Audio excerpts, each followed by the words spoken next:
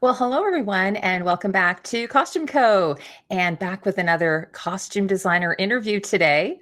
I'm so thrilled to have Mayu here. She is the costume designer for The House of David. It's a new series on Amazon Prime, and it's actually out right now. I've had a good fortune of watching the first 5 episodes.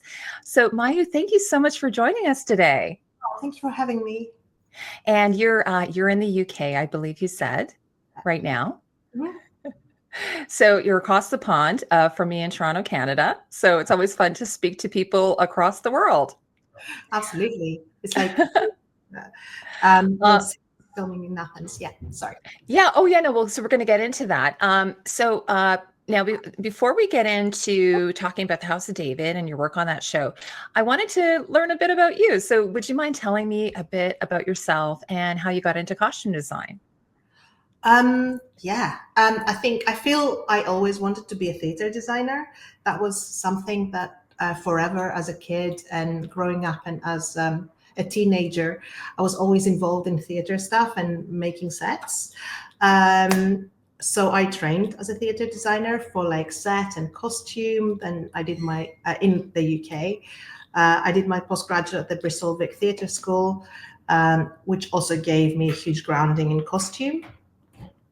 And I did some other courses in London College of Fashion and the then Central St. Martin's, now both of them part of UAL, and they were all costume focused.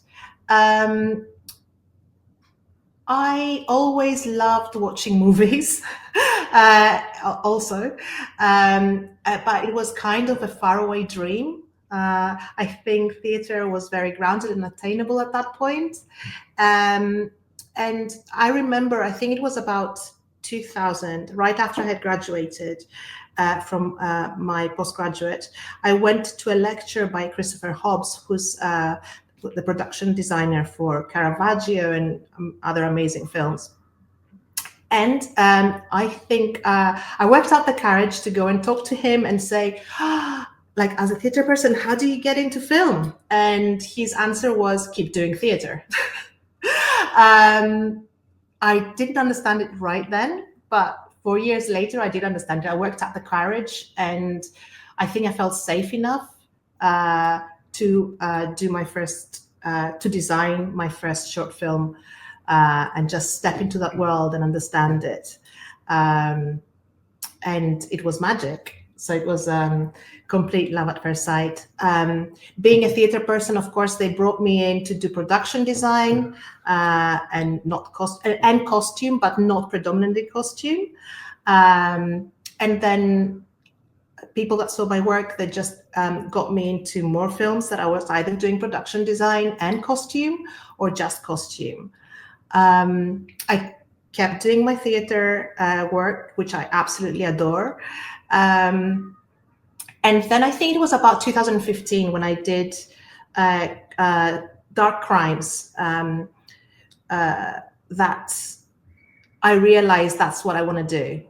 I think Dark Crimes with Jim Carrey and Charlotte Gainsbourg was the first film that I was especially called in to do the costumes and trusted, like, no, you need to come in and do the costumes. And in a way that really felt empowering. And I realized that's what I want to do. I just want to do costumes. I think that's basically it, apart from the fact that I do keep designing sets for theater.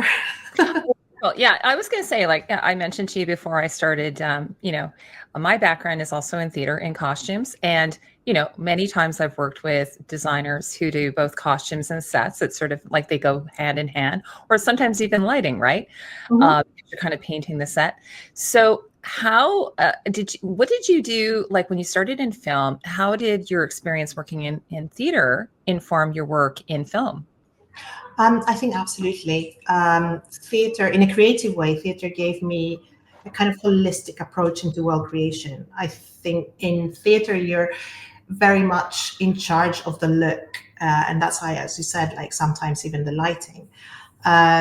So that made me a little bit more daring when I stepped into production design. I also stepped in. My first short film was with a director I was already working in theatre. So we were both crossing the pond together, which gave me even more safety, and we just dared together. Um, I remember when I did my first feature film and I was doing again production design, and the director came to me and he said, "You need to be doing 360 sets. I don't want these And I was like, no, is there any other way? I literally could not see any other way but creating like environments and the people inside them. Equally, I think that feeds into my theatre work. I think they both balance each other and they give to each other.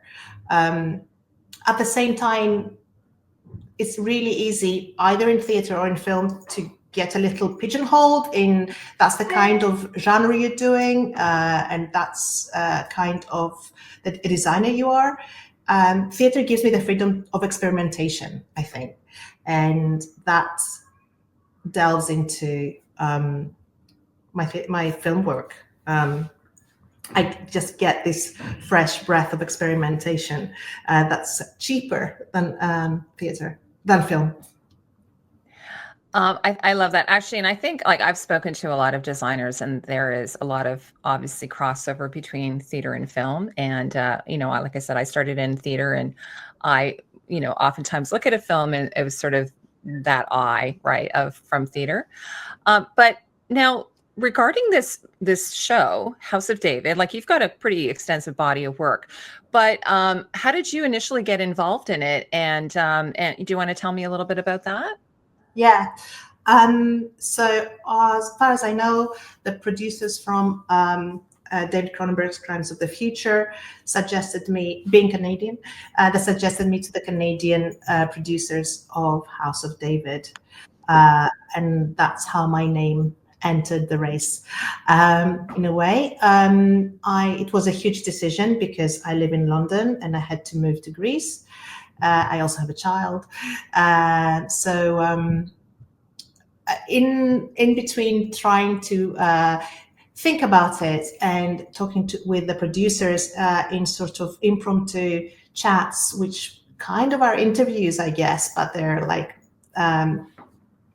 I started researching as well the period, just to try and test the waters to see, is it something that I can really feel passionate about and I can really deliver. So I went through all the interview process while I was researching at the same time.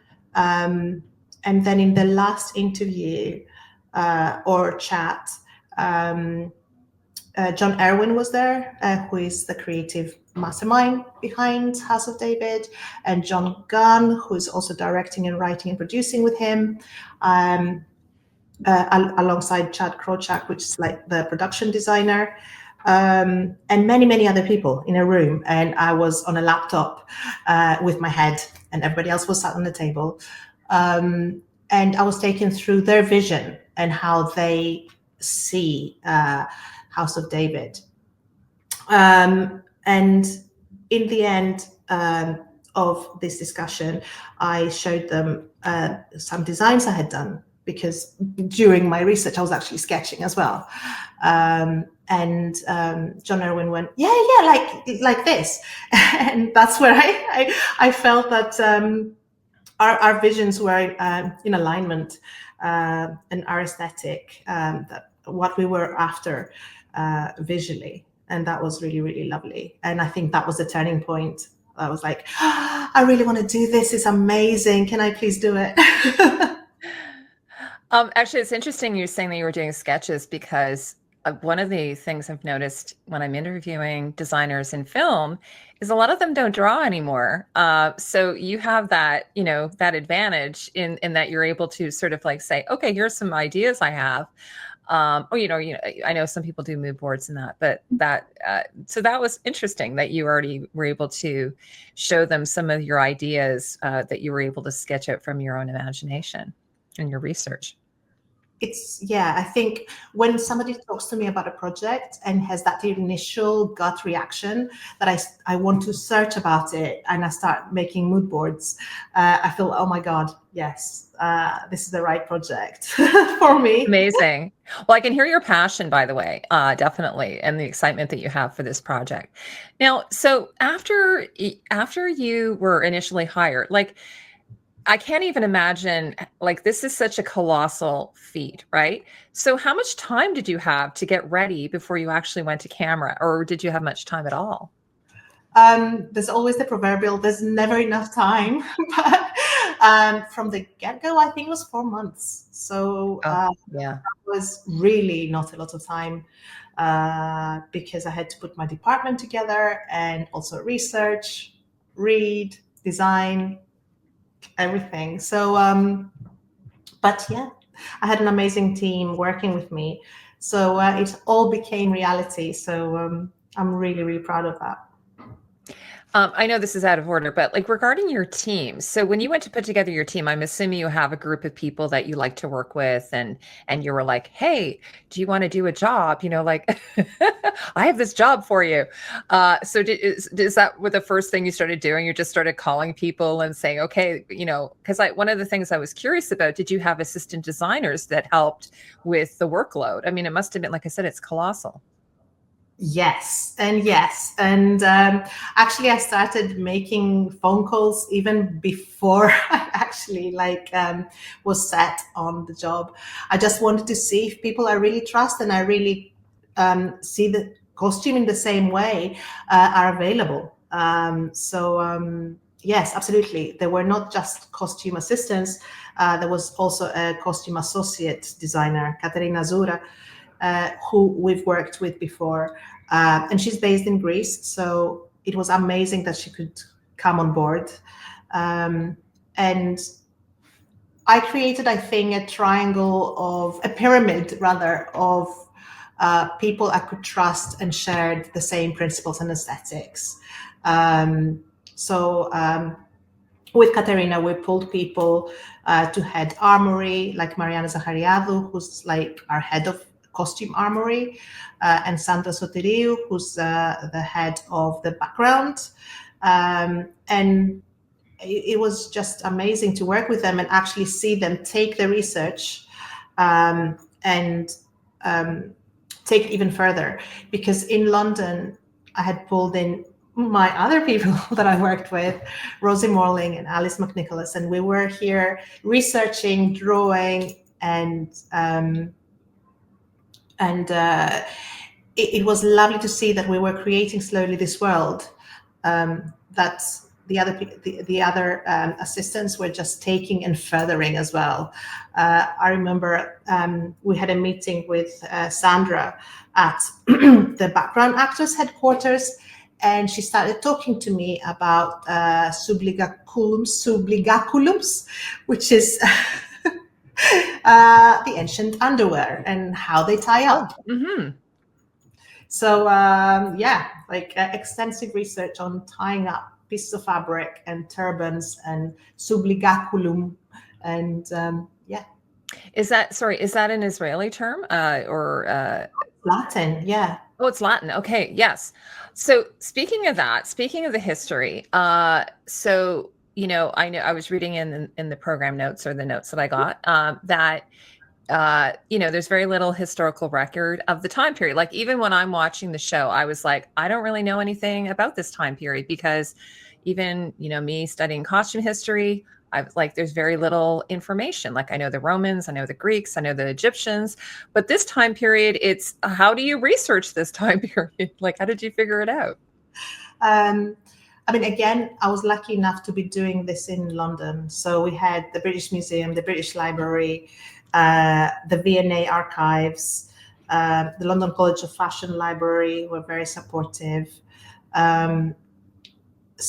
We were drawing from every single thing that we could find, from relics to pieces of shoes to pieces of tunics.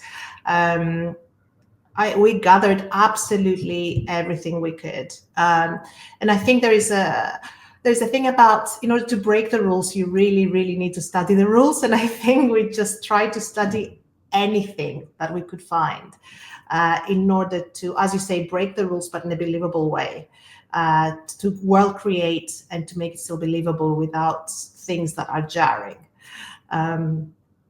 Yeah, because I was wondering, like, I know jewelry, I'm sure there are existing, extant examples of that, but things like fabric, like, I mean, unless it's found in a bog or something, like, do they even have examples of textiles from this time period? There are some really rare findings. One of my assistants even found a piece of skin with ancient tattoos on it. So there, you can find really, really weird things and So cool. very rare things when you try. Yeah, I had sent her off to look into tattoos for 1000 BC, and she came back with findings. And sometimes it was books. It was only books. It was not images, but we sketched what we read, be close to what is described, really. And also just patterns. We knew how basic patterns for pattern cutting is. I mean, patterns as in pattern cutting, not patterns as in shapes. We knew how basic patterns were, so we studied every single possibility.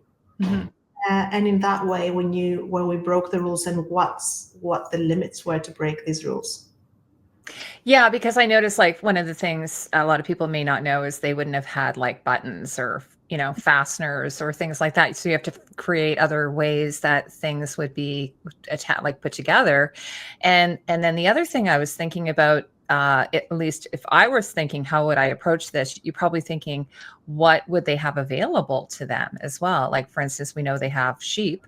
So there would be wool or other like leathers and things like that. So were you thinking about that? Like, what did they grow? What did they, in terms of your research? Yeah, absolutely. The geography of everything. I mean, we knew that, now we know that the Philistines came from Crete and passed through Turkey, and then they settled in the coastal area. So we knew they had a long voyage, and so they also had bronze and the newfound iron. So we knew the colors of, and also gold. So we knew the colors of armors and the colors of the jewelry. We also researched the way silk was coming from China or Egyptian cotton was very, very fine. So or you could just mistake it for really amazing silk. It was things like that that fed in, especially to the royals, because they could afford to have these things. And it also created a hierarchy of costume from Bethlehem to Gilgal and then to the Philistines. Yeah, and imagine also the dyes. Like, so for instance, in episode 4, the princess is wearing like that very rich red, ruby red almost. So, you probably are keeping, like, the royals have these very vivid colors. I don't think they had sumptuary laws, but I gather back then, but they would at least have had access to these really wonderful dyes that the peasants may not have had access to, I imagine. Exactly. I think that was the thinking. So like when we're in Bethlehem, it's more earthy and more browns and beiges. When we're in Gilgal, that's where the feast in the eyes comes. And of course, for the royal family. And yes, we did break the rules a little bit. That red was very saturated. That is my fault. It's one of those things. Don't send the designer shopping for fabrics. I just fell in love with the fabric, and yeah, I just had to do that. Well, that was a definite statement piece, though, right? She's on, here she is. She's a present. There you go. Yeah, absolutely. So she was packaged up like a present. But yeah, that's like a prime example. Yeah. Now, again with your notes, it says that you created unique looks for the different tribes and armies. So what research or references did you use to differentiate them? And visually while maintaining a cohesive look, that an aesthetic for the show. How did you differentiate those two looks? Yeah, again, armed with a lot of research. Then it was input from John Erwin, who talked me through the materials and the metals and the Bronze Age, because obviously he was a lot ahead of me in research. And so the Israel army has a lot different levels, from the people that are the common people that are just fighting and they might not even have armor, to Gilgal and Saul's army and Saul's guards. And then obviously the Philistine army, again, that was a bit breaking the rules, because in that period, most of the armies would have looked the same in many ways. So I really wanted to differentiate them quite a lot. Yeah, because you have to do the storytelling, right? You have to help the viewer. You have to help us. And really early on, we went into with my core team. We went into big costume hires like Paris and Cornejo. They're also making houses. They're not just costume hires. Mm-hmm. It's a blessing to be in huge warehouses with so many textures and fabrics, metals, armors, everything. So it was really useful to start piecing together what I felt useful for the tribes and the armies. And at the same time, in the historical research, for example, the Philistines, there are references of this triangular shape, with this triangular stitching on their skirts, which we completely pulled from. It was not in the armies; it was actually on the people. Oh, okay. References, but that became the core reference to the skirts that the army is wearing, like the main core of the army of the Philistines. So we made hundreds of these skirts. So there is historical truth, 100%. In what they're wearing, just our take on it, and to make it, yeah, as you say, like the storytelling needs to come first. Yeah, this is sort of like my bio. Like it says, like, I'm sorry, doing analysis through storytelling. And so one of my biggest things I love to tell my viewers is that the costume designer isn't there just to put pretty clothes on people. Like, they're part of their job is to read the script and do analysis of the script and then share the story through the costumes. So you're as important as the actor or the set designer. You have such a pivotal, important role. And by the way, I haven't told you how much I'm enjoying the show. It's wonderful. One of the things I was going to say is the show, like say if you're like, oh, I don't like these religious stories or whatever, it's not like that at all. It's actually like kind of like an epic. It feels like an epic story, something that you would have seen like Lawrence of Arabia or something like that. It's a wonderful visual story, but also with some really intriguing characters and so on. So I know I spoke about the color a little bit. Did you use any particular colors for certain characters that you didn't use for anybody else? Like, for instance, is there, like I noticed on the Queen, like she oftentimes has like a bit of teal or blues, or is there any specific colors that you use to tell the story of certain characters? Absolutely. I will, yes, the royals are a big part of it, as you pointed out. Yes, the Queen has the purples and the teals, and Mirab and Mikal also sort of deviate in color. Mikal is more passionate, and she's in the library, or she's wearing more natural colors, whereas Mirab is more playful and she's more cheeky. At the same time, when we first see them in episode 1, in the Feast of Gilgal, I tried to create a more cohesive look for the 3 women, both in terms of color and of their patterns that they're wearing, so that they can register in this huge scene as the family and the royal family. Whereas when they're in the palace, they kind of become their own personality a little bit more in their costume. At the same time, David, one of the first things that John Erwin mentioned was David was associated with the color blue. Mm-hmm. Yes, I noticed that, definitely.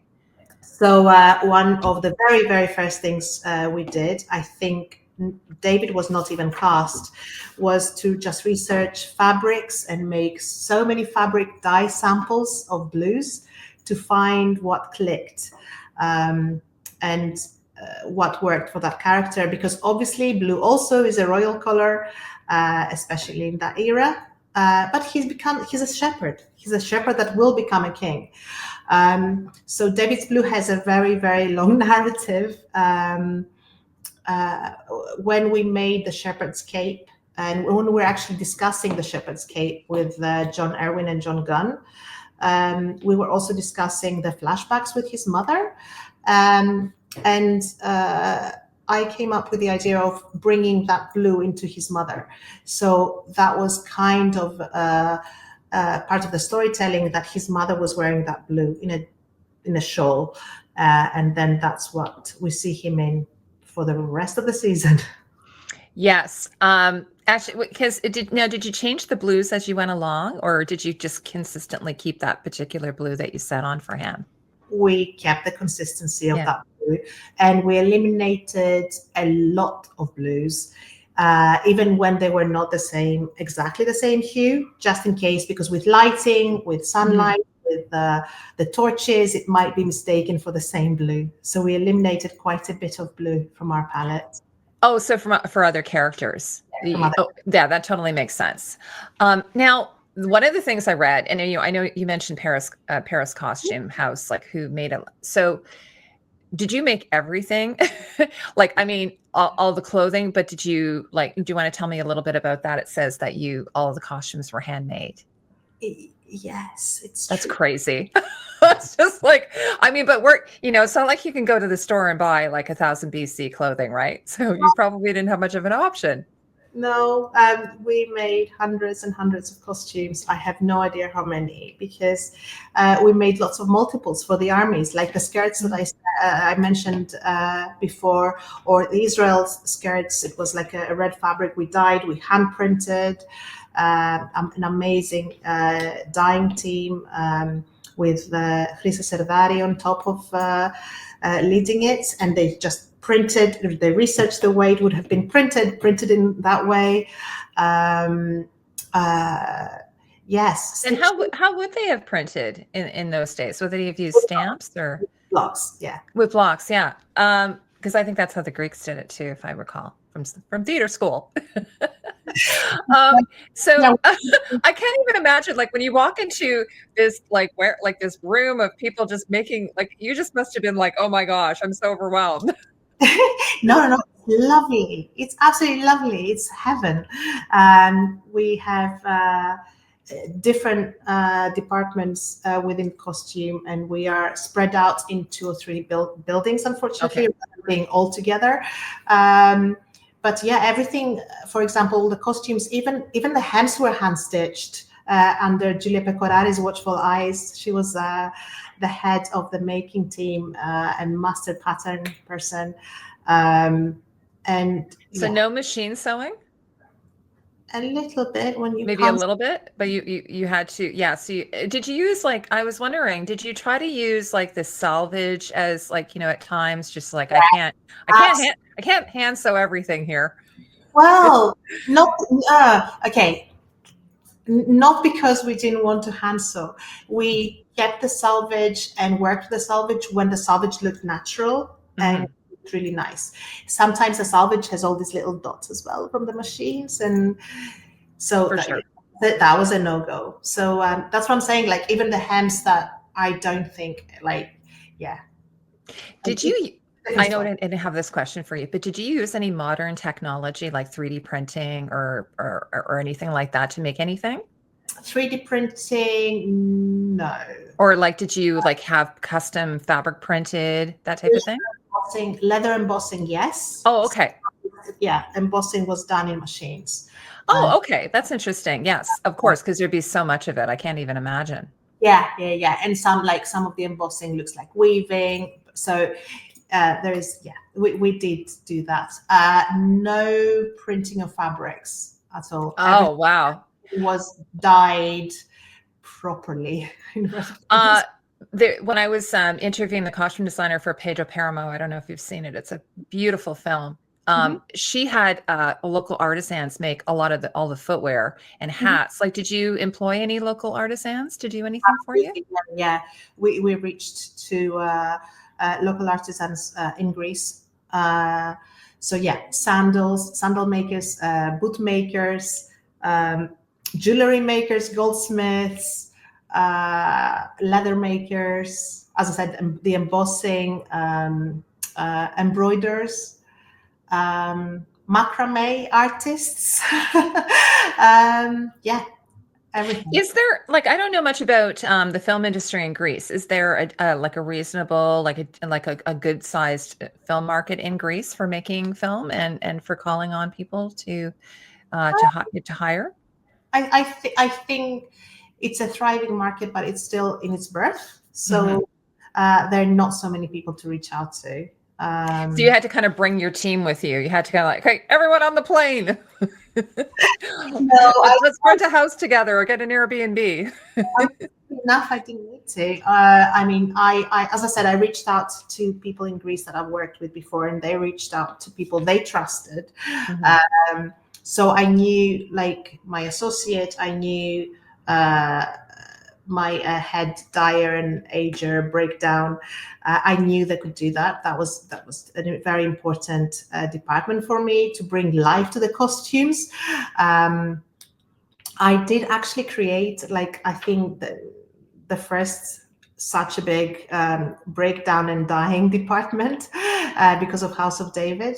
And no, I didn't bring anybody from the UK. No, Oh, you didn't? Okay, okay. we had, Um, we, except your family, hopefully. You brought your family with you. I You had didn't like leave them behind.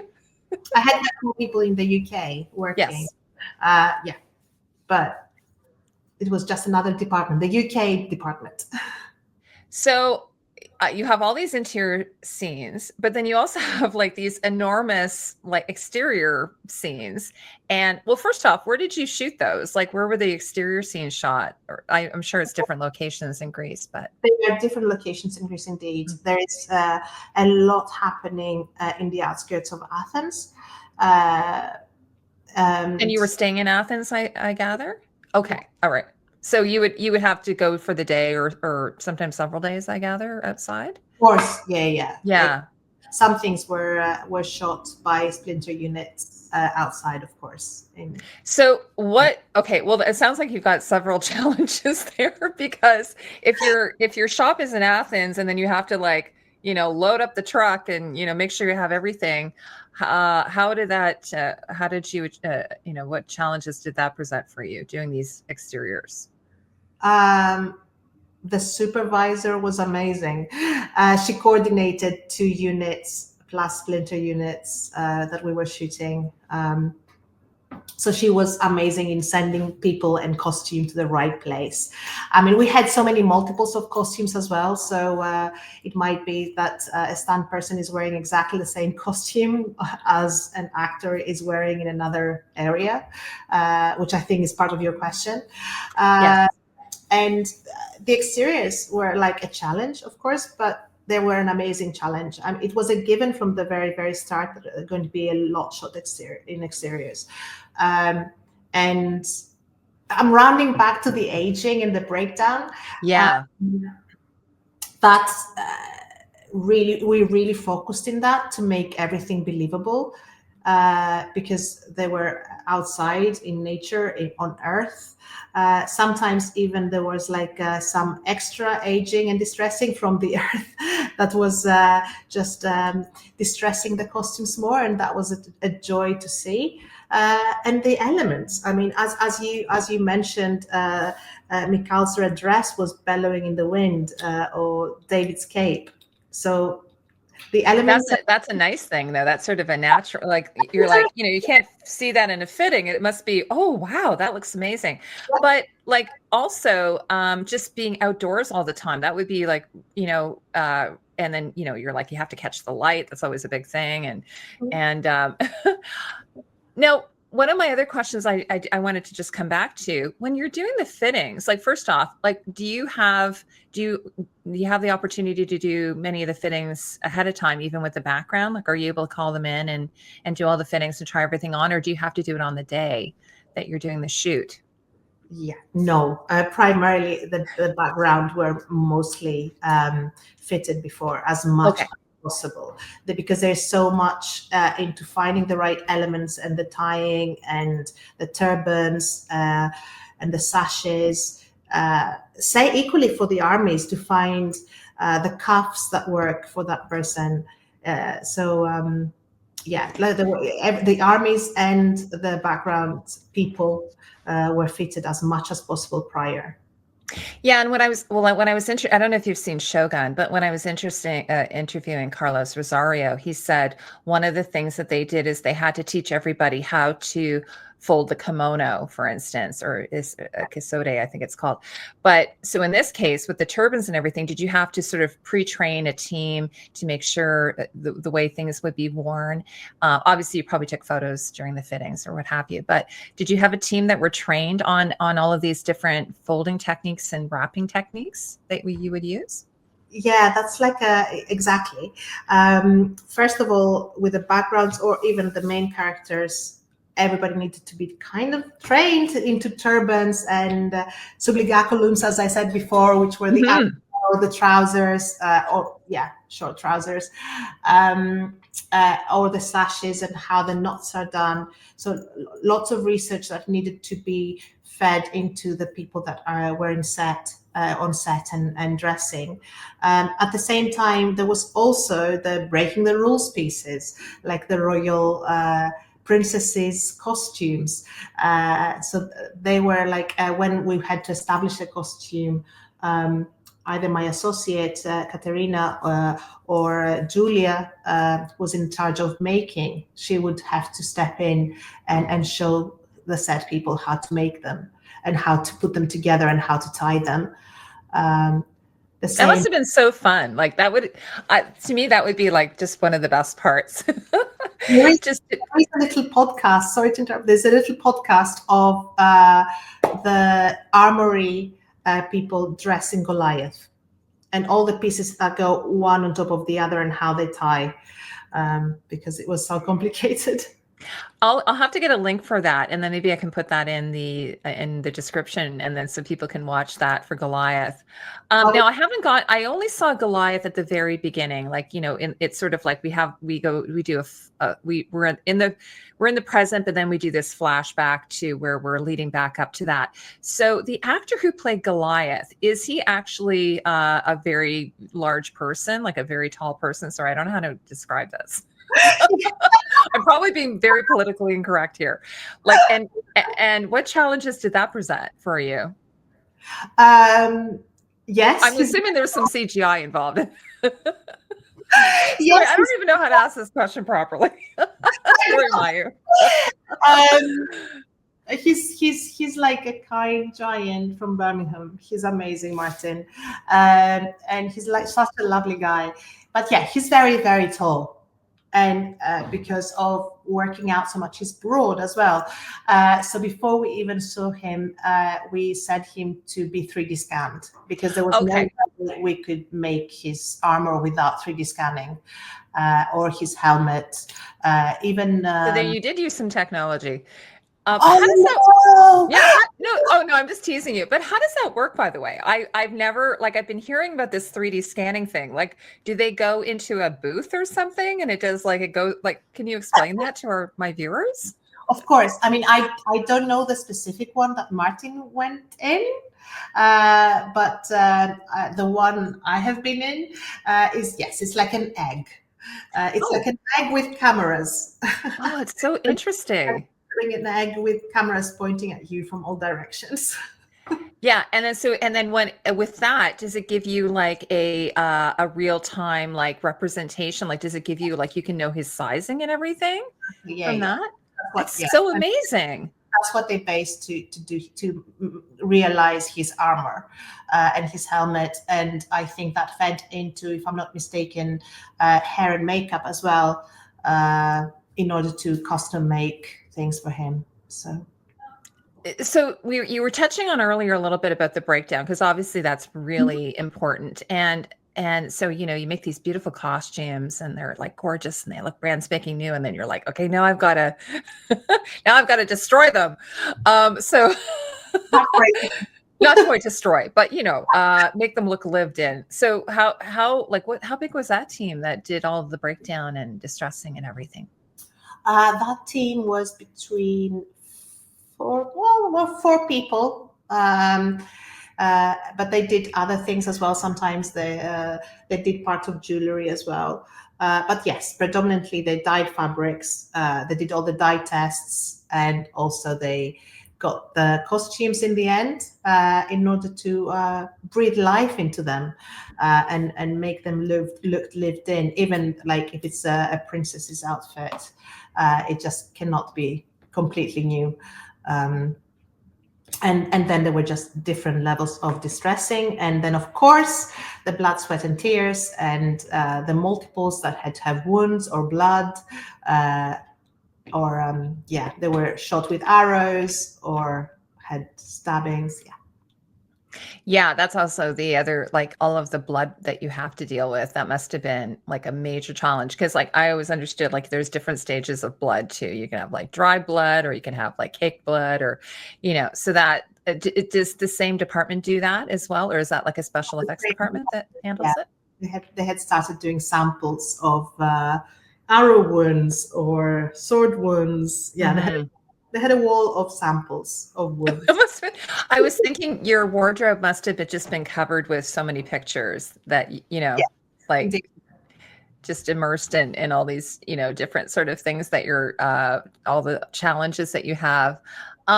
So this is a really hard question. You probably won't be able to answer this, but do you have a favorite costume from House David? I love them all. Yeah, for all your children. Yeah, exactly. But to be honest, no. I mean, yes, there are favorites. I cannot love David's costume enough. The one that he starts his journey and then he, like, there's a circle. And that's his journey. He has little costumes in between, or when he's a musician at the palace. But the costume that he kills Goliath in, and it's the very first costume that we see him in, it's very, very close to my heart. I mean, also the love is because I know the work that has gone into that, and the tests, and the dye tests, and the aging tests, and the fabrics, and all that. So when I see it, I just remember all the elements as well, and what, you know, when that fabric was chosen, or the little curveballs of, oh my God, we don't have enough fabric. Yeah. So that also brings me to another question. What was the most challenging costume? Was David's the most challenging as well then? Or did you have something else that you were like, this, like what kept you up at night? So I didn't put that in my question. So no, that's fine. That's fine. I'm just thinking if there was something that kept me up at night. I feel Goliath's armor kept me up at night because it was such a massive undertaking, and it was also created abroad. So like, it was not created in Athens. So it was something that it was going back and forth between Europe, in Europe. So that was something that, I was that stressed about, maybe, or challenged. Yeah. Did you have a particular inspiration for that particular costume? Was there something you saw and you're like, that's got to be it. That's got to be Goliath's armor. Was it like an amalgamation of different elements? It was an amalgamation. It was one of those that there were lots and lots of designs, and just closely talking with Erwin and Gunn and seeing what they liked, and we just kept adding. Chad, the production designer, also stepped in. It was a very communal and collaborative project, Goliath. Yeah, and this is something I often hear is, this wonderful collaboration between the production designers and the showrunners and even the actor. Did the actor have some input, like what he felt about it at all? I think the actor, no, because there were so many things that needed to happen with the costume. Obviously, in the fittings, and if he can move and if he can perform all the moves and all the stunts and all the fight sequences, of course that's a given, and we need to make that happen. But it was just the little intricacies of, like, having to have his face covered as much as possible, just to make it so hard to hit his forehead with a stone. And just Yes. covering him as much as possible in this new iron, which is indestructible, but obviously putting a bit of bronze in there just to have that shine. Um, and Yeah, I guess because you had such a short timeline to get everything done, you would have had to have basically figured most of this out by the time you're getting to your fittings, I guess, right? Like it's not like you said you wouldn't be able to have that back and forth with the cast as much because you must have had to get most of this sort of prepared before you even started fittings. Is that true? uh, is that for Goliath or for Oh, M? sorry, just in general, or is it just Goliath that was the case? No, in general, we were just kept fitting because it was the episode, so we kept producing and kept fitting and kept producing and kept fitting for all the costumes. So Uh, yeah, you would have to try and get everything prepped for the next episode while uh-huh. the other one's shooting, I guess. Okay. Yeah, yeah. That's super challenging. So, yeah. That's super challenging. We were shooting 2 units and one splinter unit, and at the same time preparing for the next block of episodes that we were shooting. So it was a constant make and fittings sequence. Now, Maya, it must have been some time since you've completed this show. Like when did you wrap the show? In mid-August. Oh, okay. Oh, you wrapped just in August? Yep, And they got it done in post and everything and then released? I know. Wow, that's crazy. I thought it would have been like a couple of years ago that you would have finished. No, it was such a quick turnaround. Wow. Yeah. I guess because there's no dragons or anything. So it's not like you have to do CGI, right? Or maybe there are. I haven't seen the rest of the season. Well, there's a bit of supernatural. There's a little bit of supernatural in this, right? There is a little bit. There is Besai who tries to heal, well, who Ahinoam brings in to heal Saul from his curse Yes. by Samuel. And she's kind of the mystic, non-Christian mystic in the show. That was a fun costume as well to make. Oh, yeah, I loved her outfit. It was amazing. And of course, the giants and the giant's mother. So Mhm. Yeah. Now, now that the show is wrapped and it's released, are you doing watch parties with your friends? Like, how do you have you or did you get to see screeners ahead? Like, how do you prefer to watch your own show, or do you feel uncomfortable with it? Um, yeah, I we watched a screener in September, I believe, or October. I can't remember of episode 1. So that was like wow, we did it, and it's good, which is amazing. It's an amazing feeling. Absolutely. But yeah, I did host a watch party with friends and colleagues when the first episodes aired. Um, Although I felt a bit embarrassed about doing it, but I really wanted to celebrate. No, I mean, this is like, you put all this work into it. You have this wonderful team. You want to, and your family and friends, obviously. So you want to, I think that's amazing. So yeah, it was like a call for a party going, yay, it's now on Prime. And I know you're on Instagram and you have been sort of sharing some of your, pictures of your process and everything. I'll put that link, by the way, in the description for anyone's watching, and they can follow you as well. But of course, I want to ask, we were chatting before we started that you had worked on a Cronenberg film. I know you have other things on the go. So can you tell us a little bit about maybe what you have been working on? Obviously, this is was a big project. Is there anything you're working on now that you can share with us? Not that I can share right now, but Okay. I'm very excited to share when I can. Okay. Yes, I totally get that. And also you have a website, I believe. I So we'll do. add that as well. And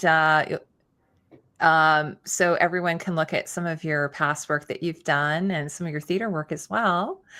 Well, Mayu, I'm really looking forward to hearing about this other project that you're working on, and maybe you'll come back if I didn't scare you off too much this time. I'd love to. I'd love to. Thank you so much for having me. It's been such a pleasure, and I've just really been so thrilled to learn all of your processes and all of the things that you did on this show, and I'm really looking forward to seeing the end, and also seeing some of your reveals on Instagram as the episodes are released. Oh, thank you so much. So thanks for joining us. And thanks for everybody who stopped by to watch this video today, my interview with Mayu. And she's the costume designer of The House of David. It's on Amazon Prime right now. If you're, you can watch it. Episode 5 just is out, was as of yesterday when or I think it was Thursday. And I'll be looking forward to the next few episodes. So have a great day, everyone. Take care.